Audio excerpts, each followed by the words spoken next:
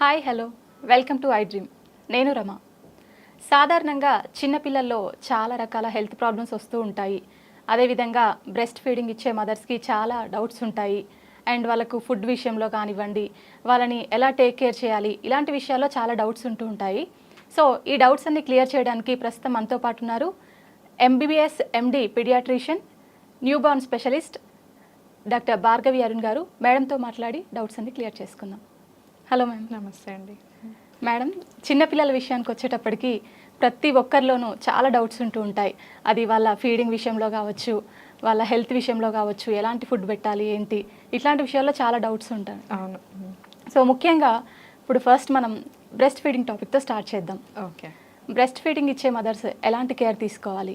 పిల్లలకి మంచి న్యూట్రిషన్ అందాలంటే వాళ్ళు బ్రెస్ట్ ఫీడింగ్ తీసుకునేటప్పుడు ఎలాంటి ఫుడ్ తీసుకోవాలి? సో మదర్కి యాక్చువల్లీ బ్రెస్ట్ మిల్క్ ప్రొడక్షన్ అనేది లాస్ట్ ట్రైమిస్టర్లోనే స్టార్ట్ అయిపోతుందండి. అంటే 7, 8, 9 మంత్స్ లాస్ట్ కడుపులో బేబీ ఉన్నప్పుడే యాక్చువల్గా స్టార్ట్ అయిపోతుంది బ్రెస్ట్ మిల్క్ ప్రొడక్షన్ అనేది. సో ఆ టైంలోనే గైనకాలజిస్ట్ కనుక అంటే వాళ్ళ టాపిక్ కాదు అని అనుకోకుండా ఆ టైంలోనే మదర్కి నిప్పుల్ ఎగ్జామినేషన్, బ్రెస్ట్ ఎగ్జామినేషన్ చేస్తే తర్వాత వచ్చే బ్రెస్ట్ ఫీడింగ్ ప్రాబ్లమ్స్ చాలా సాల్వ్ చేయొచ్చు. యూజువల్లీ అప్పుడంతా పట్టించుకోకుండా సడన్గా బేబీ పుట్టగానే మనం బ్రెస్ట్ మిల్క్ రావట్లేదు, సరిగా బేబీ పట్టట్లేదు అని మనం కంగారు పడిపోతూ ఉంటాం. సో లాస్ట్ మంత్స్లోనే మీరు కూడా మీ గైనకాలజిస్ట్ని సంప్రదిస్తే చాలా మంచిది. అంటే నా నిప్పుల్స్ బాగానే ఉన్నాయా, నా బ్రెస్ట్లో ఏమన్నా ఇబ్బంది ఉందా అనేది తెలుసుకుంటే తర్వాత ప్రాసెస్ అనేది ఈజీగా అయిపోతుంది. ఓకే. సో నెక్స్ట్ థింగ్ వచ్చేసి ఏంటి అని అంటే బేబీకి తగినట్టుగా యూజువల్లీ అంటే హెల్దీ మదర్స్ అని చెప్పలేము, బట్ ఇప్పుడున్న లైఫ్ స్టైల్కి తగ్గట్టుగా మదర్స్ కనుక వాళ్ళ బాడీ వెయిట్ కానివ్వండి అన్నీ మేనేజ్ చేసుకొని ప్రెగ్నెన్సీ చూసుకుంటే కన్సీవ్ అయితే మిల్క్ ప్రొడక్షన్ అనేది మంచిగా జరుగుతుంది. కొన్ని రకాల ప్రాబ్లమ్స్ ఉన్నప్పుడు కొంచెం తక్కువ మిల్క్ ప్రొడక్షన్ జరుగుతుంది. సో దానికి కూడా ఏం చేయాలో నేను చెప్తాను. ఫస్ట్ డే పుట్టినప్పుడు వచ్చిన బ్రెస్ట్ మిల్క్ని కొలెస్ట్రామ్ అంటాం, మురుపాలు అంటాం. సో అది ప్రతి డ్రాప్ కూడా మనకి ఇంపార్టెంటే. ఓకే. సో అంటే ఏమైనా ఎక్స్పెక్ట్ చేస్తారు అంటే ఫస్ట్ డే నుంచే పాలు ఓవర్ఫ్లో అయిపోవాలి అని ఎక్స్పెక్ట్ చేస్తారు. సో అలా జరగదు. అదేంటంటే ట్రాన్సిషనల్ ఫేజ్లో మెల్లగా మిల్క్ ప్రొడక్షన్ అనేది జరుగుతూ ఉంటుంది. ఫస్ట్లో వచ్చే ఆ కొద్ది డ్రాప్స్ కూడా బేబీకి సరిపోతుంది. అంటే వాళ్ళ స్టమక్ కెపాసిటీకి ఆ కొలెస్ట్రామ్ అనేది సరిపోతుంది. అంతేగాని కొంచెమే వస్తున్నాయి, నీకు రావట్లేదు, మనము వేరే పాలు ఇచ్చేద్దాము, డబ్బా పాలు కొనుక్కొని వద్దాం, బాటిల్ కొనుక్కొని వద్దాము అని చాలామంది స్టార్ట్ చేసేస్తూ ఉంటారు. అక్కడ నుంచే బ్రెస్ట్ మిల్క్ మదర్కి రాకపోవడం అనేది మొదలైపోతూ ఉంటుంది. అంటే సైకలాజికల్గా ఒకటి, నీకు రావట్లేదు, నీకు రాదు అనుకున్నప్పుడు మదర్కి ఆ ఫీలింగ్తో ప్రాపర్ హార్మోన్స్ అనేవి రిలీజ్ అవ్వకుండా స్ట్రెస్లో బ్రెస్ట్ మిల్క్ ప్రొడక్షన్ తగ్గిపోతుంది. నెక్స్ట్ థింగ్ ఏంటి, డెఫినెట్గా మదర్ మిల్క్కి ఫార్ములా ఫీడ్కి డిఫరెన్స్ అనేది ఉంటుంది, స్వీట్నెస్లో కానివ్వండి ఎనీథింగ్. సో దానికి ఆ స్వీట్నెస్కి అలవాటు పడిపోతే baby next breast milk accept చేయదు. సో ఫస్ట్ డే నుంచే మనమే బేసికల్లీ బేబీకి అలవాటు చేసి తప్పు చేసి తర్వాత మళ్ళీ మనమే కంగారు పడతాం, ఏం చేయాలండి అని. సో టెన్షన్ పడకుండా ఫస్ట్ డేనే మేమైతే ఇప్పుడు ఈవెన్ బేబీ పుట్టిన వెంటనే బేబీ కొంచెం ఏదో కేర్ ఇచ్చేసి కార్డ్ క్లాంప్ చేసేసి కట్ చేసేసి మదర్ ఈవెన్ టేబుల్ మీద ఉన్నప్పుడే బ్రెస్ట్ మిల్క్ అనేది ఇనిషియేట్ చేసేస్తున్నాం. మదర్ ప్రాసెస్ మదర్కి జరుగుతూ ఉంటుంది అండ్ బేబీ తీసేసుకుంటుంది. ఎందుకంటే అప్పుడే బాండింగ్ కూడా ఇమీడియట్లీ ఆఫ్టర్ బర్త్ స్టార్ట్ అయిపోతుంది. అండ్ మదర్ చెస్ట్ మీద వేసినప్పుడు వామ్త్నెస్ వస్తుంది. మదర్ స్కిన్కి టచ్ అవ్వడం వల్ల మదర్ స్కిన్లో ఉన్న ఆర్గానిజమ్స్కి ఎక్స్పోజ్ అయ్యి యాంటీబాడీస్ ప్రొడక్షన్ జరుగుతాయి. అండ్ బేబీ ఈజీగా బ్రెస్ట్ క్రాల్ అంటాం, అంటే బ్రెస్ట్ మిల్క్ ఎక్కడుందో ఆ స్మెల్తో బేబీ తెలుసుకొని మెల్లమెల్లగా దాని దగ్గరికి వెళ్ళి యాక్టివిటీ పెరుగుతుంది బేబీకి. సో యాక్టివ్ ఉండి బ్రెస్ట్ మిల్క్ అనేది సక్ చేస్తుంది baby. So first hour of బర్త్ని గోల్డెన్ అవర్ అంటాం. దాన్ని ఎట్టి పరిస్థితిలోనూ మిస్ చేయొద్దు, unless it is very severe situation, మదర్కి ఇంకేమన్నా కాంప్లికేషన్ వచ్చి ఏమన్నా జరుగుతుంది, లేదా బేబీకి ఏదన్నా ప్రాబ్లం వచ్చింది అంటే బేబీ నార్మల్గా కాకుండా కొంచెము శ్వాస ఇబ్బంది ఉంది, బేబీకి ఆక్సిజన్ పెట్టాల్సిన అవసరం ఉంది, లేదా ఇంకేమన్నా ప్రాబ్లం ఉంది, ఇలాంటి సిచ్యువేషన్లో తప్పించి ప్రతి బేబీకి విత్ ఇన్ 1 అవర్ ఆఫ్ పుట్టిన వెంటనే బ్రెస్ట్ మిల్క్ అనేది ఇనిషియేషన్ చేస్తే దాన్ని అలానే పాజిటివ్ మైండ్తో కంటిన్యూ చేస్తే చాలా వరకు మనము బ్రెస్ట్ మిల్క్ ప్రాబ్లమ్ని సాల్వ్ చేసేయచ్చు. ఆ బ్రెస్ట్ మిల్క్ క్వాలిటీ అనేది మనం ప్రెగ్నెన్సీ టైంలో ఉన్నప్పటి నుంచే కేర్ తీసుకోవడం వల్ల క్వాలిటీ మనం ఏమైనా పెంచడానికి ఉంటుందా, లేకపోతే ఎలాంటి జాగ్రత్తలు తీసుకోవాలి? డెఫినెట్లీ హెల్దీ లైఫ్ స్టైల్ మనం మెయింటైన్ చేసుకుంటే, స్ట్రెస్ ఫ్రీ ఉంటే సో ప్రెగ్నెన్సీలో ఎలా అయినా మనం తగినట్టు ఫుడ్డే పెడతాం, మంచి ఫుడ్డే తీస్తాము, ఫ్రూట్స్, వెజిటేబుల్స్, ఇంకా న్యాచురల్గా ఇంట్లో మంచిగా మనము చేసుకున్నవి మాత్రమే మనం ఇస్తాము మదర్కి. సో దాన్నే కంటిన్యూ చేసుకుంటూ ఉండాలి. అండ్ స్మోకింగ్, డ్రింకింగ్ ఇట్లాంటివి అలవాట్లు ఉన్న వాళ్ళైతే యాక్చువల్లీ ప్రెగ్నెన్సీ కన్సీవ్ అవ్వగానే తప్పనిసరిగా అవన్నీ మానేయాల్సి వస్తుంది. ఎందుకనంటే దానివల్ల బేబీ కూడా జన్యు లోపాలతో ఎనామలీ పుట్టొచ్చు. ఓకే ఓకే, సో టొబాకో వల్ల, ఆల్కహాల్ వల్ల. సో అవన్నీ మానేసి హెల్దీ లైఫ్ స్టైల్ మేనేజ్ చేసుకొని మనం చూసుకుంటే కనుక మదర్కి బేసికలీ పాజిటివ్ ఎన్విరాన్మెంట్ ఇంకా అన్నిటికంటే ఇంపార్టెంట్. అది ఇస్తే కనుక బ్రెస్ట్ మిల్క్ అనేది మంచిగా ప్రొడక్షన్ అనేది జరుగుతుంది. బేబీకి బ్రెస్ట్ మిల్క్ సరిపోతుందా లేదా అనే విషయం మనం ఎలా తెలుసుకోవచ్చు మేడం? దానికి ఏమైనా టిప్స్ ఉంటాయా?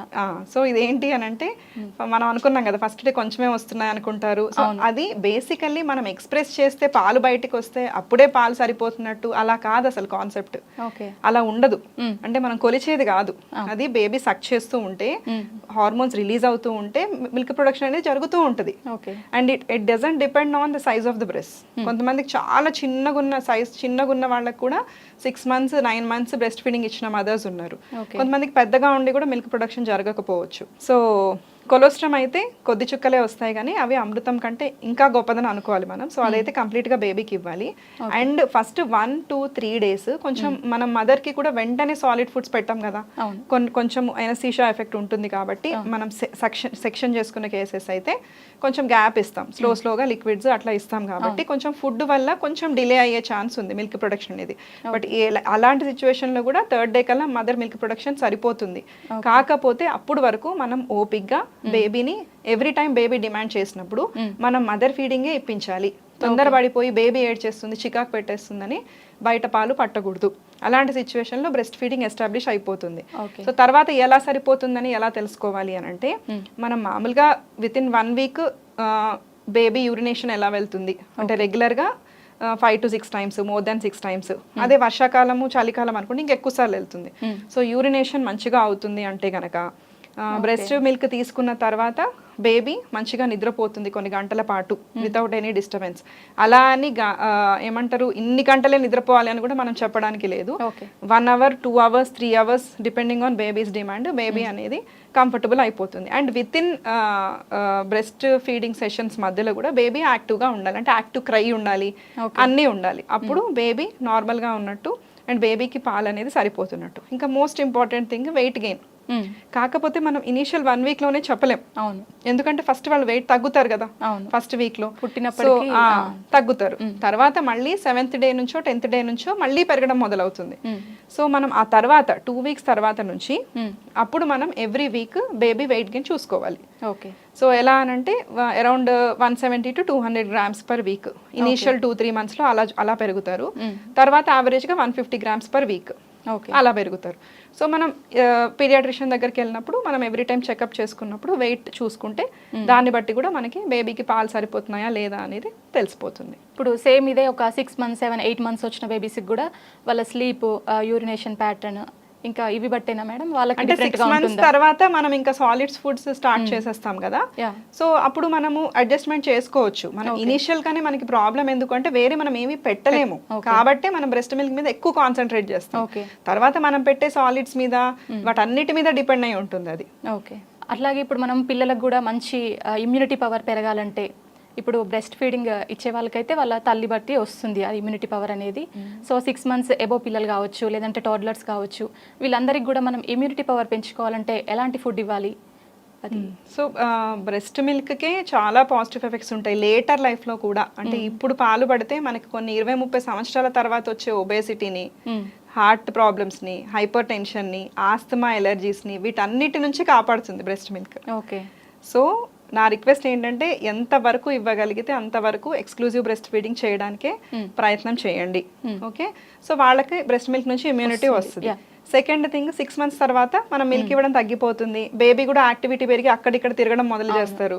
సో ఇన్ఫెక్షన్స్ అనేవి ఈజీగా వస్తాయి. సో ఎట్లా అనంటే ఎవరికైనా సరే కంపల్సరీ అవసరం ఉన్నవి ఒకటి ఇమ్యూనిటీ పెరగాలంటే ఫుడ్, తర్వాత ఇంకొకటి సన్లైట్, తర్వాత ఇంకొకటి వ్యాక్సినేషన్స్, ఇంకొకటి మైల్డ్ ఎక్సర్సైజ్. మనం వీటి మీద కాన్సన్ట్రేట్ చేస్తే వాళ్ళ ఇమ్యూనిటీ అనేది depending on different levels, different ages గురించి చెప్తున్నాను నేను, అందరి గురించి కవర్ చేస్తున్నాను. సో ఇవి మనము ఇంపార్టెంట్గా చూసుకోవాలి. ఫుడ్ అనుకోండి, మనకి మెయిన్గా vitamin A, vitamin D, vitamin C, iron, zinc, copper, ఇట్లాంటివన్నీ మనకి ఇంపార్టెంట్. సో ఇవన్నీ ఎక్కడి నుంచి వస్తాయి? సింపుల్, మనం తీసుకునే ఫ్రూట్స్, వెజిటబుల్స్, మిల్లెట్స్, వీటి నుంచే వస్తాయి. సో రెగ్యులర్ బేసిస్ మీద వీటిని వాళ్ళ డైట్లో ఇంక్లూడ్ అయ్యేటట్టు చూసుకోవాలి. డ్రై ఫ్రూట్స్, నట్స్, ఇట్లాంటివన్నీ రెగ్యులర్గా ఇవ్వడం చేసుకోవాలి. నెక్స్ట్ థింగ్ వచ్చేసి ఇంకా అవన్నీ మీకు తెలుసు కదా, విటమిన్ ఏ రిచ్ ఫుడ్స్ ఏంటి, విటమిన్ సి రిచ్ ఫుడ్స్ ఏంటి, అవన్నీ చూసుకొని రెగ్యులర్గా అవి ఒక్కొక్కటి వెళ్తున్నాయా లేదా చెక్ చేసుకోవాలి. సెకండ్ థింగ్ వచ్చేసి మనం సన్లైట్ అనుకున్నాం, విటమిన్ డి. ఓకే, సో అది సన్లైట్ ఎలా ఇవ్వాలి, ఎప్పుడు ఇవ్వాలి, చాలా మందికి డౌట్ ఉంటుంది. తెల్లవారెండ, 7 o'clock ఎండ, 8 o'clock ఎండ అనుకుంటాం, కానీ యాక్చువల్గా చూస్తే 10 o'clock to 3 o'clock.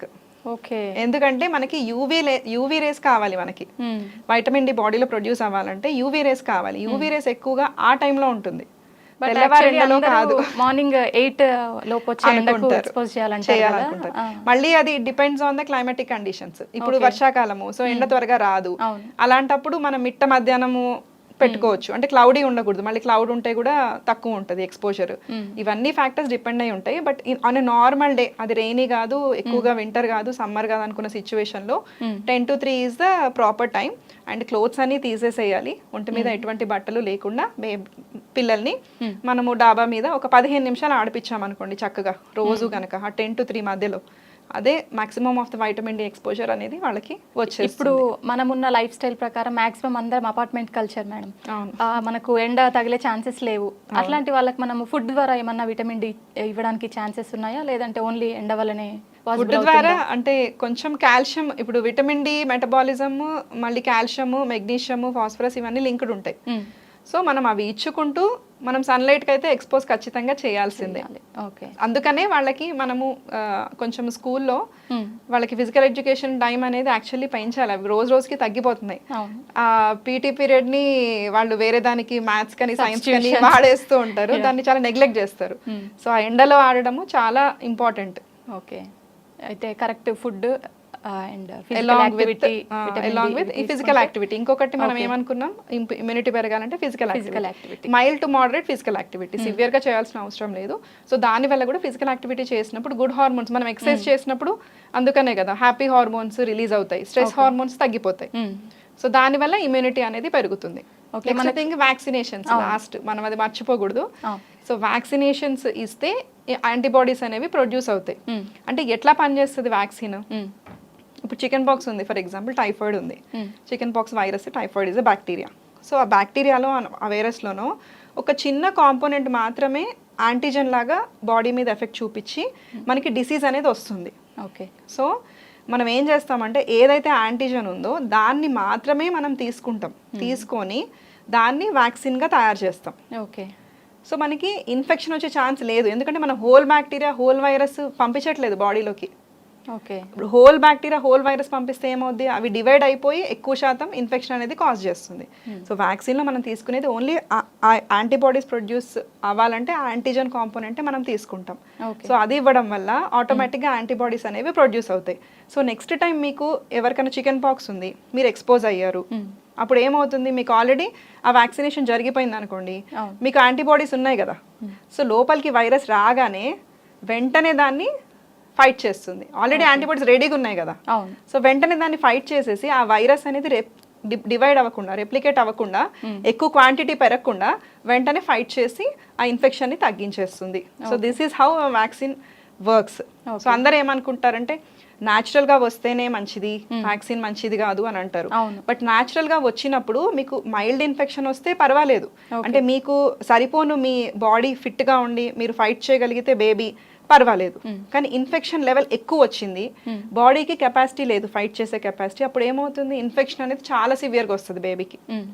So natural immunity మంచిదే ఖచ్చితంగా, కానీ వ్యాక్సిన్స్ కూడా అంతే ఇంపార్టెంట్. మనం ఇప్పుడు ఇమ్యూనిటీ పవర్లో మనకు ఫుడ్ కూడా మెయిన్ సోర్స్. సో ఇప్పుడు కొంతమంది పిల్లలు మేడం, మనం ఏ ఫుడ్ పెట్టినా ఇష్టపడరు తినడానికి. అసలు ఎందుకు మేడం రీజన్? వాళ్ళకి ఆకలి ఉండదా, లేకపోతే ఏంటి రీజన్? పిల్లల్లో ఆకలి పెరగాలంటే కూడా ఏం చేయాలి? ఓకే, సో ఇప్పుడు ఫస్ట్ తప్పు మనం చేసేది ఎక్కడ అంటే ఇంట్రడక్షన్ ఆఫ్ ఫుడ్స్ దగ్గరే మనం తప్పు చేస్తాం. ఫుడ్ ఇంట్రడక్షన్ చేసేటప్పుడు వీనింగ్ పీరియడ్ అప్పుడే 6 months తర్వాత మనం స్టార్ట్ చేయాలి compulsory weaning with fruits, Apple, ఏదైనా ఎనీ టైప్ ఆఫ్ ఫ్రూట్స్ కానివ్వండి, లేకపోతే వెజిటబుల్స్ కానివ్వండి, లేకపోతే రైస్, ఉగ్గు ఇవన్నీ మనం స్టార్ట్ చేయాలి. అది కరెక్ట్ టైంలో చేయకపోతే బేబీ తర్వాత యాక్సెప్ట్ చేసే కెపాసిటీ తగ్గిపోతుంది. నెక్స్ట్ థింగ్ వచ్చేసి కరెక్ట్ టైంలో స్టార్ట్ చేసిన అది ఎలా స్టార్ట్ చేశారో బేబీ మింగలేదు, తినలేకపోతుంది అని చెప్పి టెక్స్చర్ అలవాటు చేయలేదు అనుకోండి, ఆ బేబీకి ఆ సాఫ్ట్ ఫుడ్సే అలవాటు అయిపోతాయి. తర్వాత మనం 1 year 2 years కి అందరు పిల్లలు తింటున్నారు, నువ్వెందుకు తినట్లేదు అని అంటే వాళ్ళు ఏం చెప్పలేరు. ఎందుకంటే మనమే వాళ్ళకి అలవాటు చేయలేదు. ఆ టేస్ట్ బడ్స్ కి కానివ్వండి, వాళ్ళ నోటికి ఆ టెక్స్చర్ అనేది మనం అలవాటు చేయలేదు. సో ఈ 2 జాగ్రత్తలు కనుక మనం తీసుకుంటే మాక్సిమం తర్వాత ఫుడ్ ప్రాబ్లమ్స్ అనేవి ఉండవు. ఒకటి ఏంటంటే టెక్స్చర్ అలవాటు చేయాలి, ఒకటేమో కరెక్ట్ టైంలో వీనింగ్ స్టార్ట్ చేయాలి, ఇంకొకటి different types of variety of foods అలవాటు చేసేయాలి లెస్ దాన్ 1 year లోనే. ఓకే. పేరెంట్స్ ఏంటంటే అందరూ చేసే మిస్టేక్ ఫుడ్ ఎక్కువ పెట్టేసి వాళ్ళు తినట్లేదని చెప్పి, ఆకలి లేదని చెప్పి ఆకలి కోసం సిరప్స్ వాడడం ఇలాంటివి చేస్తుంటారు. అది ఎంతవరకు కరెక్ట్ మేడం? అట్లా చేయొచ్చా పిల్లలకి? సో ఒకటి ఓవర్ ఫీడింగ్ అయితే ఖచ్చితంగా చేయకూడదు. ఎందుకంటే వాళ్ళకి ఇంకా ఫుడ్ అంటేనే అవర్షన్ వచ్చేస్తూ ఉంటుంది అనమాట. సో ఓవర్ ఫీడింగ్ చేయకుండా బేబీ స్టమక్ కెపాసిటీని బట్టి ఒక్కొక్కరు తక్కువ తింటారు, ఒక్కొక్కరు ఎక్కువ తింటారు. సో దాన్ని బట్టి మీరు ఒక టైం టేబుల్ క్రియేట్ చేసుకుంటే మధ్య మధ్యలో గ్యాప్స్ పెట్టుకుంటూ ఉండాలి. ఇప్పుడే ఒకటి ఇచ్చేసి మళ్ళీ గంటకే నువ్వు తిను అని అంటే వాళ్ళు ఎలా తింటారు? వాళ్ళకి డైజెషన్ కెపాసిటీ కూడా ఉండాలి కదా. డైజెషన్ అవ్వాలి అంటే ఫస్ట్ థింగ్ వాళ్ళు ఆడాలి. మరి ఎక్కడ ఆడుతున్నారు? ఫోన్ పట్టుకొని ఆడుతున్నారు. సో ఫిజికల్ యాక్టివిటీ జరిగితే మనకి ఎనర్జీ అనేది, డైజెషన్ అనేది జరిగితే అప్పుడు వాడికి ఆకలేస్తుంది. సో అది ఫస్ట్ థింగ్. సెకండ్ థింగ్ వచ్చేసి టైం గ్యాప్ పెట్టుకోవాలి. ఇప్పుడు ఇచ్చేసి వెంటనే ఇచ్చేస్తే వాళ్ళు తినరు కాబట్టి ఒక 3 hours 2 hours అంటే వాళ్ళు తీసుకున్న మీల్ని బట్టి తక్కువ తింటే కొంచెం తక్కువ టైంలోనే మళ్ళీ ఇవ్వడం, ఆఫర్ చేయడం. ఎక్కువ తీసుకొని ఉంటే కొంచెం ఎక్కువ గ్యాప్, అలా చూసుకోవచ్చు. నెక్స్ట్ థింగ్ వచ్చేసి జంక్ ఫుడ్. ఏదో ఒకటి తినేలే, ఇంకా ఏమీ తినలేదు కదా, సరే ఒక కేక్ అన్న తినేలే అని ఇచ్చేసారనుకోండి, ఖచ్చితంగా వాళ్ళకి అదే అలవాటు అయిపోతుంది. ఓకే. సో అదొక తప్పు మనం మిస్టేక్ చేస్తూ ఉంటాం. ఇవి జాగ్రత్తగా చూసుకుంటే కనుక యూజువల్లీ ఫుడ్ ప్రాబ్లమ్స్ని మనము సాల్వ్ చేసుకోవచ్చు. వాళ్ళుగా వస్తారు, వచ్చినప్పుడు ఏం చేస్తాము అని అంటే కొన్ని ఆకలి పుట్టించే ఎంజైమ్స్ ఉంటాయి. సో దాని ప్రకారం మనం సిరప్స్ అనేవి ఇస్తూ ఉంటాం. బట్ ఏదైనా మనం ఒక నెలకి 2 నెలలకి రాయగలం కదా. ఫైనల్గా వాళ్ళే మోడిఫికేషన్ చేసుకోవాలి. Diet modification according to child మనం చేసుకోవాలి. వాళ్ళ ఫిజికల్ యాక్టివిటీ చూసుకోవాలి, ఇంప్రూవ్ చేసుకోవాలి. సో ఇచ్చేది కొంచెమైనా సరే న్యూట్రిషియస్ ఫుడ్, అదొకటి ఇంపార్టెంట్. కొంచెమే తిన్నా దాంట్లో అన్ని రకాల కేటగిరీస్ ఉండేటట్టు చూసుకోవాలి. కార్బోహైడ్రేట్స్తో పాటు ప్రోటీన్స్, గుడ్ ఫ్యాట్స్ కూడా important. Brain development less than 2 years maximum ఉంటుంది. సో గుడ్ ఫ్యాట్స్ కూడా ఇవ్వాలి. ఎక్కడ ఉంటాయి అవి? ఎగ్లో, తర్వాత మన వాల్నట్స్, డ్రై ఫ్రూట్స్, వీటిలో ఎక్కువ ఉంటుంది. సో గుడ్ ఫ్యాట్స్ కూడా ఇంక్లూడ్ చేసుకొని ప్రాపర్గా మేనేజ్ చేసుకుంటే బాగా గ్రోత్ అనేది ఉంటుంది. మనం ఇస్తాము సిరప్స్, కానీ ఏదైనా టెంపరీనే అది. Okay. It is not a permanent solution. Okay. ఇంకా పిల్లల హెల్త్ విషయానికి వస్తే మేడం, కొంతమంది మనం ఎంత కేర్ తీసుకున్నా, ఎంత మంచి ఫుడ్ ఇచ్చినా ఫ్రీక్వెంట్గా కోల్డ్, కఫ్ ఇలాంటి వాటికి అవుతుంటారు. సో అది రీజన్ ఏంటి మేడం? ఇమ్యూనిటీ పవర్ తక్కువ ఉండడం వలన, లేకపోతే ఏంటంటారు రీజన్? ఆబ్వియస్లీ అంతే. అంటే మనకి ఇంటర్నల్గా మన బాడీ అంత ఎక్కువగా ఫిట్ లేదు, మనకంత ఇమ్యూనిటీ పవర్ లేదు అనుకున్నప్పుడు చిన్న చిన్న ఇన్ఫెక్షన్స్ని కూడా మనం క్యాచ్ చేసేసుకుంటాం. కొంచెం తట్టుకునే బాడీ ఉన్నప్పుడు ఏంటంటే మనం ఎక్స్పోజ్ అయినా ముందే మన బాడీ దాన్ని ఫైట్ చేసేస్తుంది కాబట్టి సిమ్టమ్స్ వచ్చే స్టేజ్ వరకు వెళ్ళదు. జస్ట్ ఎంటర్ అవ్వగానే మన బాడీ ఫైట్ చేసేస్తుంది. సో ఇమ్యూనిటీ పవర్ ఖచ్చితంగా తక్కువ ఉండడం ఒక రీజన్. అండ్ ఆల్సో పిల్లలు కూడా ఎక్కువగా గ్రూప్కి ఎక్స్పోజ్ అవుతారు కదా. స్కూల్లో వాళ్ళంతా ఇప్పుడు మనలాగా ఉండదు, ఆఫీస్లో ఉన్నట్టు అట్లా ఉండదు. సో ఎక్కువగా వాళ్ళు గుంపుకి ఎక్స్పోజ్ అవుతారు కాబట్టి ఆ గుంపులో ఆ క్రౌడీ ప్లేస్లో తొందరగా ఇన్ఫెక్షన్స్ అనేది క్యాచ్ అవుతాయి వాళ్ళకి. కాకపోతే ఒకటి, అప్పుడప్పుడు కోల్డ్ కాఫ్ రావడం మంచిదే. అంటే ఏంటి, ఇప్పుడు ఆ బ్యాక్టీరియాకి బాడీ యాంటీబాడీస్ ప్రొడక్షన్ స్టార్ట్ చేసేస్తుంది. సో బాడీ అనేది సెట్ చేసుకోవడానికి ట్రై చేస్తుంది. సో మంచిదే అది ఒక రకంగా. కాకపోతే కంగారు పడిపోయి అప్పుడు యాంటీబయాటిక్స్ వేసేసి, మెడిసిన్స్ వేసేసి, చిన్న చిన్న మెడిసిన్స్ వాడుకోండి. బట్ అది only moderate to severe symptoms ఉంటేనే వాడుకోండి.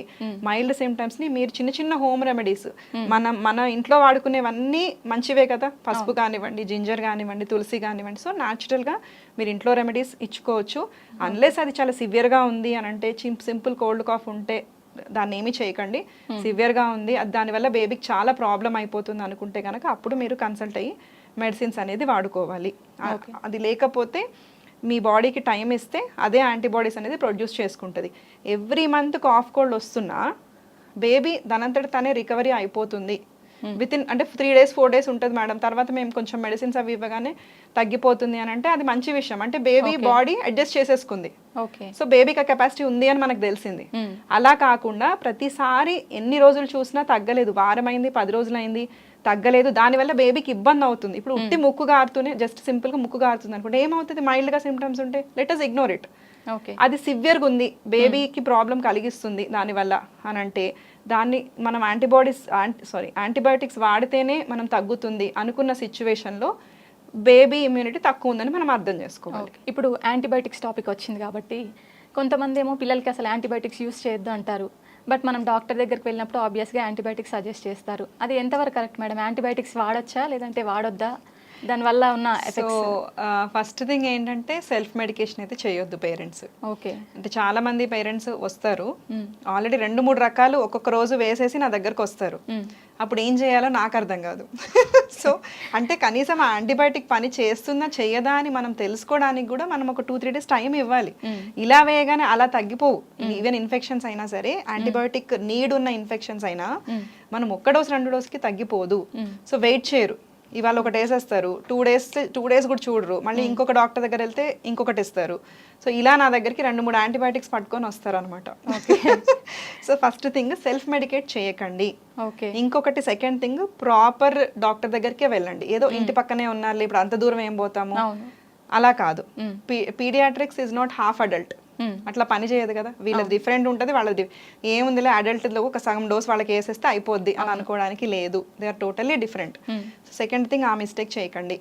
ఎవరు పడితే వాళ్ళ దగ్గర వెళ్ళి చూపించుకోకుండా ప్రాపర్ పీడియాట్రిషియన్ దగ్గర వెళ్ళి చూపించుకోండి. ఓకే. నెక్స్ట్ థింగ్ ఏంటి అని అంటే మీరు ఒక మందు స్టార్ట్ చేశారు, సరే ఒక డాక్టర్ దగ్గర వెళ్ళారు, డాక్టర్ని నమ్మి మీకు యాంటీబయాటిక్స్ ఇచ్చారు. అది ఇచ్చిన తర్వాత అది పని చేస్తుందా లేదా కొంచెం టైం ఇవ్వండి. ఒక 2 days 3 days అట్లీస్ట్ ఒక 4 doses 5 doses పడ్డ తర్వాత కానీ మీకు అర్థం కాదు. ఈ లోపు మీకు ఫీవర్ స్పైక్స్ కొద్దో గొప్ప వస్తూనే ఉంటాయి. అంటే మొత్తానికి నెక్స్ట్ డేకి ఫీవర్ తగ్గిపోదు. So just take few days, ఒక 2 days చూడండి. చూసి మీరు అది వాడి అప్పటికి తగ్గలేదు అని అంటే కనుక అప్పుడు మీరు నెక్స్ట్ స్టెప్కి మళ్ళీ ఇంకొక డాక్టర్ దగ్గర తీసుకెళ్ళడము, లేకపోతే అదే డాక్టర్ దగ్గర వెళ్ళి మాకు పని చేయట్లేదని చెప్పడము జరిగితే ప్రాపర్ ట్రీట్మెంట్ చేస్తారు. నెక్స్ట్ థింగ్ అన్ని ఫీవర్స్కి యాంటీబయాటిక్స్ అవసరం లేదు. డెంగ్యూ ఉంది, చికుంగున్యా ఉంది, ఇట్లాంటి వాటికి మలేరియా ఉంది, మలేరియాకి యాంటీ మలేరియల్స్ ఇవ్వాలి తప్పించి యాంటీబయాటిక్స్ ఎందుకు?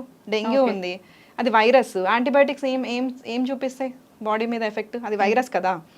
సో అది లెట్ డాక్టర్ డిసైడ్. మీరు ముందే స్టార్ట్ చేయకుండా మీరు డాక్టర్ దగ్గరికి వెళ్ళి డిస్కస్ చేసుకొని డిపెండింగ్ ఆన్ సిమ్టమ్స్ అర్థమైపోతుంది మాకు. ఇంకా కొంచెం అర్థం కావట్లేదు అనుకోండి, 2 days అయినా హెవీ ఫీవర్ వస్తుందంటే ఒక 2 బ్లడ్ టెస్ట్లు రాస్తాం. ఆ బ్లడ్ టెస్ట్లో కూడా మాకు అర్థమైపోతుంది. బ్లడ్ పిక్చర్ చూస్తే ఇది వైరల్ లాగా ఉందా, ఇది బ్యాక్టీరియల్ లాగా ఉందా, దాన్ని బట్టి మనం స్టార్ట్ చేసుకోవచ్చు. కొన్ని సిమ్టమాటిక్గా చెప్పేయచ్చు. ఓకే. సో దాన్ని బట్టి మనము యాంటీబయాటిక్స్ అనేవి డాక్టర్ స్టార్ట్ చేస్తారు. సో అంటే వాడకూడదు అని కాదు, కానీ డిపెండింగ్ ఆన్ సిచ్యువేషన్ వాడడంలో తప్పు లేదు. అండ్ మల్టిపుల్ యాంటీబయాటిక్స్ ఇచ్చేస్తే యాంటీబయాటిక్ రెసిస్టెంట్ బ్యాక్టీరియా అనేవి వస్తున్నాయి ఇప్పుడు. ఓకే. మొన్న ఇప్పుడు పేపర్లో కూడా వచ్చింది, మన హైదరాబాద్ వాటర్లో యాంటీబయాటిక్ రెసిస్టెంట్ బ్యాక్టీరియా పెరుగుతుంది అని చెప్పేసి. అంటే ఏంటి, బ్యాక్టీరియా తనని తాను మ్యూటేషన్ చేసుకుంటుంది. నువ్వు ఊరికే నాకు ఈ యాంటీబయాటిక్స్ వేసేస్తున్నావా, నేను దీనికంటే పవర్ఫుల్ అవుతాను ఇప్పుడు. అప్పుడు మనం ఏమిస్తాం బేబీస్కి? ఆ ఇన్ఫెక్షన్ మన బేబీకి వచ్చింది అనుకోండి, అప్పుడు ఏ యాంటీబయాటిక్ పనిచేస్తుంది మనకే తెలియదు. సో అట్లాంటి సిచ్యువేషన్ రాకూడదు అని అంటే please don't misuse antibiotics. Okay. So next thing ఏంటంటే టేక్ టైం. నేను అన్నట్టు ఒక 2 days 3 days కనుక చూసి అప్పటికి తగ్గలేదు అంటేనే ఆ యాంటీబయాటిక్ పనిచేయట్లేదని అర్థం చేసుకోండి. ఓకే. ఇప్పుడు పిల్లల్లో కామన్గా మనకు కోల్డ్ కఫ్ కాకుండా ఫీవర్ వస్తుంటుంది మేడం, అప్పుడప్పుడు సడన్గా మనం హాస్పిటల్కి వెళ్ళలేము, ఒక్కొక్కసారి కుదరదు. అట్లాంటి టైంలో మనం పిల్లలకి ఇంట్లో ఎట్లాంటి ట్రీట్మెంట్ చేయొచ్చు? అప్పటికప్పుడు ఫీవర్ తగ్గాలి అంటే ఎలాంటి కేర్ తీసుకోవాలి? ఓకే. సో బేసిక్గా మంచి క్వశ్చన్ ఇది. ఎందుకంటే మనం కొంచెం తక్కువ ఉన్నప్పుడే ఫీవర్కి మెడికేషన్ కానీ ఇవ్వకపోతే ఆ ఫీవర్ ఎక్కువ అయిపోయి ఫిట్స్కి దారి తీసే ప్రమాదం ఉంది పిల్లల్లో. ఫెబ్రల్ సీజర్స్ అంటాం, జ్వరంలో వచ్చే ఫిట్స్. సో బేసిక్ నేను ప్రతి మదర్కి చెప్పేది ఏంటంటే మినిమం ఫీవర్ మెడికేషన్ దగ్గర పెట్టుకోండి. ఒక 2-3 రకాలు. అంటే లో ఫీవర్కి మనం ఒకలాగిస్తాం, హై ఫీవర్కి ఒకలాగిస్తాము. బేసిక్ మెడికేషన్స్ ఇంట్లో పెట్టుకోండి. ఇప్పుడు మీ హస్బెండ్ లేరు, అవును. మీరు తీసుకురావడం కుదరలేదు, అలాంటప్పుడు ఈవినింగ్ కల్లా ఇంకా జ్వరం ఎక్కువ, అలా చాలా ఇన్సిడెన్సెస్ జరుగుతాయి. హస్బెండ్ వచ్చే వరకు వెయిట్ చేసి వీళ్ళు తీసుకెళ్ళలేక ఫీవర్ ఎక్కువ అయిపోయి ఫిట్స్తో తీసుకొస్తారు. ఓకే. సో అలాంటివి అవాయిడ్ చేసుకోవాలంటే బేసిక్ ఫీవర్ మెడికేషన్స్ ఇంట్లో అనేది పెట్టుకోండి. డోస్ అంటారా, మీరు రీసెంట్గా ఈ మధ్య కాలంలో ఎప్పుడో 2-3 నెలల్లో డాక్టర్ దగ్గర తీసుకెళ్ళినప్పుడు డోస్ రాసి ఉంటారు కదా, ఆ డోస్ అనేది మీరు వాడుకోవచ్చు. ఎందుకంటే పెద్దగా వెయిట్ ప్రకారం ఇస్తాం బేబీస్కి డోస్ మేము. సో పెద్దగా వెయిట్లో తేడా రాదు కదా 2-3 నెలల్లో, కాబట్టి కనీసం మీరు ఆ డోస్ అన్న వేయగలిగేంత నాలెడ్జ్ పెట్టుకోవాలి ప్రతి మదర్ కూడా. నెక్స్ట్ థింగ్ వచ్చేసి స్పంజింగ్ చేయడం, అంటే ఓరల్గా ఇచ్చినప్పుడు లోపల నుంచి బాడీ మీద ప్రభావం చూపిస్తుంది సిరప్. మరి బయట నుంచి కూడా మనం చెయ్యాలి. అవుట్ సైడ్ ఎన్విరాన్మెంట్ కూడా మనము వేడిగా ఉన్నప్పుడు తొందరగా బాడీ హీట్ అయిపోతుంది. సో రూమ్ని చల్లగా పెట్టుకోవడము, బాగా సమ్మర్లో అయితే కొంచెం ఏసీ వేసుకొని రూమ్ని కొంచెం చల్లగా పెట్టుకోవడము, అండ్ స్పాంజింగ్ చేయడం. స్పాంజింగ్ చేయడం అనగానే చల్లటి నీళ్ళు తెచ్చేసి తుడిచేస్తూ ఉంటారు. బేబీ వణికిపోతూ ఉంటుంది, ఏడుస్తూ ఉంటుంది, యాక్సెప్ట్ చేయదు, చికాక్ అయిపోతుంది. చేయాల్సింది చల్లటి నీళ్ళతో కాదు అసలు, గోరువెచ్చటి నీళ్ళు. ఓకే. సో నీళ్ళు వేడి చేయండి, గోరువెచ్చగా పెట్టుకొని రెండు టవల్స్ చిన్నవి పెట్టుకొని నాప్కిన్స్ దాంట్లో ముంచుతూ పిండుతూ తుడుస్తూ ఉండాలి బేబీని. ఎక్కడ తుడవాలి, ఎస్పెషల్లీ హెడ్. ఎందుకంటే పిల్లలకి మామూలుగా కూడా హెడ్ వేడిగా ఉంటుంది. అందరు చెప్తారు కదా తల వేడిగా ఉంది అంటే మామూలుగా కూడా వాళ్ళకి హెడ్ అనేది వేడే ఉంటుంది compare to body in general కూడా. ఓకే. సో జ్వరం వచ్చినప్పుడు ఏమవుద్ది, అది ఇంకా ఫుల్ వేడి అనిపిస్తుంది. సో ఆ వేడి వల్ల ఫిట్స్ ట్రిగర్ అయ్యే ఛాన్స్ ఉంది. ఫెబ్రల్ సీజర్స్ అనుకున్నాం కదా మనం, యూజువల్లీ ఇది 6 months to 6 years మధ్యలో ఏజ్ గ్రూప్లో చూస్తాం మనం. సో వెంటనే స్పాంజింగ్ చేసుకోండి, ఎస్పెషల్లీ హెడ్, స్కాల్ప్ మీద, జుట్టు మీద నుంచి తుడవండి పర్వాలేదు, గుండు మాడ. సో తర్వాత ఇది మన నుదురు, తర్వాత under neck, under arms, central part of the body, చేతులు కాళ్ళు అవసరం లేదు, ఎక్స్ట్రిమిటీస్. సో ఇవి మీరు తుడుస్తూ ఉండాలి. నీళ్ళు చల్లగైపోతే మళ్ళీ కొద్దిగా వేడి చేసుకొని మీరు స్పంజింగ్ చేసుకుంటూ ఉండాలి. ఇది చేసుకుంటే మాక్సిమం ఆఫ్ ద ఫెబ్రల్ సీజర్స్ని మనము అవాయిడ్ చేసుకోవచ్చు. సో కొంతమంది ఇప్పుడు వెట్ క్లాత్ తుడిచేసి అట్లే పెట్టేసి ఉంచుతారు మేడం బాడీ మీద, అలా పెట్టకూడదు. అలా పెట్టకూడదు. అలా పెడితే గాలికి అది చల్లగైపోయి బేబీ ఇంకా చల్లగైపోతుంది. సో తుడుస్తూ ముంచుతూ టిల్ టెంపరేచర్ 100 కంటే తగ్గే వరకు మీరు కనుక చేసుకుంటే టెంపరేచర్ తొందరగా కంట్రోల్ అవుతుంది అండ్ మనం ఫిట్స్ రాకుండా ప్రివెంట్ అనేది చేసుకోవచ్చు. ఓకే. ఇంకొకటి, ఈ మధ్య కాలంలో మనం పిల్లల్లో ఎక్కువ కామన్గా చూసే health issue urine infections madam. అసలు అంత చిన్న పిల్లలకు యూరిన్ ఇన్ఫెక్షన్స్ రావడానికి కారణం ఏంటి? యూరిన్ ఇన్ఫెక్షన్ వచ్చినప్పుడు మనం ఎలా తెలుసుకోవాలి? ఆ పిల్లలు చెప్పలేరు, చిన్నవాళ్ళు కదా, సో మనం ఎలా ఐడెంటిఫై చేయాలి దానికి సొల్యూషన్ ఏంటి? సో ఇప్పుడు యూరిన్ ఇన్ఫెక్షన్ మన ఏజ్ వైజ్ తీసుకుందాం. ఫస్ట్ పుట్టిన పిల్లలు, సో పుట్టగానే విత్ ఇన్ మంత్స్ బేబీస్కి మనం ఎలా తెలుసుకుంటాం యూరిన్ ఇన్ఫెక్షన్ ఉందని? సో యూరిన్ పాస్ చేసే ముందు, మోషన్ పాస్ చేసే ముందు బేబీ ఏడవడం అనేది నార్మల్ ఫస్ట్ థింగ్. ఓకే. ఏడ్చి డ్యూరింగ్ ప్యాసేజ్ కామ్గా అయిపోతారు, అది నార్మల్గా జరగాలి. అలా కాకుండా కంటిన్యూస్గా వాళ్ళు పాస్ చేస్తూ ఉన్నప్పుడు కూడా ఏడుస్తూనే ఉన్నారు అని అంటే మనకి యూరిన్ ఏమన్నా మంటగా ఉందేమో అనే డౌట్ రావాలి. ముందు ఎందుకు ఏడుస్తారంటే బ్లాడర్ సెన్సేషన్కి ఏడుస్తారు అంతే. అంటే వాళ్ళకి వచ్చిన భాష ఒకటే కదా ఏడుపు. సో ఆ సెన్సేషన్కి ఇబ్బందితో ఏడుస్తారు, బ్లాడర్ సెన్సేషన్కి. But during passing happy free అయిపోతారు. సో అలా కాకుండా బేబీ పాస్ చేస్తూ ఉంటే కూడా బాగా క్రాంకీగా అయిపోతుంది, బాగా ఏడుస్తుంది అని అనుకుంటే మనకి డౌట్ రావాలి. Next thing, colour change in the colour of the urine. మనకి తెలిసిపోతుంది కదా రోజు ఒకలాగుంది, ఇవాళ వేరేలాగుంది. Foul smell, normal urine smell రావాలి. అలా కాకుండా ఏమన్నా డిఫరెంట్గా చీములాగా అట్లా ఏమన్నా డిఫరెంట్గా స్మెల్ వస్తుందా అనేది చూసుకోవాలి. సో ఇలాంటి సిచ్యువేషన్లో మనం చెప్పొచ్చు. ఇది విత్ ఇన్ మంత్స్ బేబీస్. కొంచెం పెద్ద పిల్లలు అయితే వాళ్ళే చెప్తారు కదా, అంటే నొప్పి చూపించడమో, చెప్పలేకపోయినా కనీసం చూపించడమో, మంటగా ఉందనో ఏదో ఒక రకంగా మనకు అర్థమవుతుంది. సో యూరిన్ మంట రావడము, వెళ్ళేటప్పుడు నొప్పి రావడం, బాగా కష్టపడి వెళ్ళడము, బాగా ఊరికే ఫ్రీక్వెంట్గా వెళ్ళడం, అంటే వస్తున్నట్టు అనిపిస్తుంది కానీ చుక్కలే వస్తుంది మళ్ళీ. సో ఇట్లాంటి సిచ్యువేషన్లో మనకి పెయిన్ అబ్డోమెన్, కంటిన్యూస్గా ఫీవర్ వస్తుంది. అంటే ఎక్కడా ఏమీ సిమ్టమ్స్ లేవు బాడీలో, దగ్గు లేదు, జలుబు లేదు, మోషన్స్ లేవు, ఏమీ లేవు, కానీ ఫీవర్ వస్తుంది అనుకున్నప్పుడు యూరిన్ ఇన్ఫెక్షన్ డౌట్ రావాలి. ఇంకొకటి ఏంటి అని అంటే పిల్లలకి ఫీవర్ కాకుండా వామిటింగ్స్, లూజ్ మోషన్స్ ఉంటే కూడా మనకి యూరిన్ ఇన్ఫెక్షన్ డౌట్ రావాలి. మనం స్టమక్ ఇన్ఫెక్షన్ ఏమో అనుకుంటాం, కానీ urine infection can also present as vomitings, loose motions. But చాలా మంది పేరెంట్స్ కి తెలియదు. సో ఇవన్నీ గనక ఆబ్వియస్లీ డాక్టర్ దగ్గరికి వెళ్తే మీకు చెప్తారు. రీజన్స్ ఏంటి మేడం అసలు యూరిన్? సో రీజన్స్ ఏంటి అని అంటే తక్కువ వయసున్న పిల్లల్లో అయితే యూజువల్లీ డైపర్స్.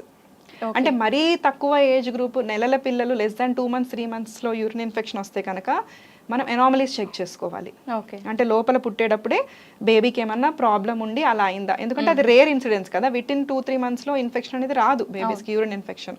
సో లోపలే ఏమన్నా కిడ్నీస్లో ప్రాబ్లం ఉందా, బ్లాడర్లో ప్రాబ్లం ఉందా, అవన్నీ మనం కంపల్సరీ రూల్ అవుట్ చేసుకోవాలి. లెస్ దాన్ 1 year బేబీస్లో యూరిన్ ఇన్ఫెక్షన్ వస్తే కనుక మనం కంపల్సరీ లోపల కిడ్నీస్ అవన్నీ కరెక్ట్గా ఉన్నాయా, ప్రాపర్గా ఉన్నాయా ఖచ్చితంగా చూసుకోవాలి. Because it is not common and not good. Okay. Above 1 year పిల్లలు మనం చూస్తాం. ఎందుకంటే వాళ్ళు టాయిలెట్ వెళ్ళడానికి ఫస్ట్ థింగ్ ఇష్టపడరు. బాత్రూమ్ తడితడిగా ఉందని, లేకపోతే ఆడుకుంటుంటే ఇప్పుడు ఎవరు వెళ్తారని పోస్ట్ పోన్ చేస్తూ ఉంటారు.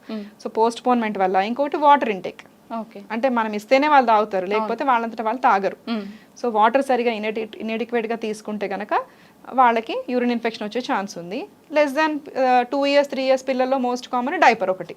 ఓకే. ఇప్పుడు చాలా మంది పేరెంట్స్ డైపర్స్ వేసి వాళ్ళ వర్క్స్లో వాళ్ళు ఉండి చేంజ్ చేయడం చాలా సేపు అట్లాగే ఉంచేస్తారు. లేదు అంటే కొంతమంది ఫ్రీక్వెంట్గా మారుస్తూ ఉంటారు.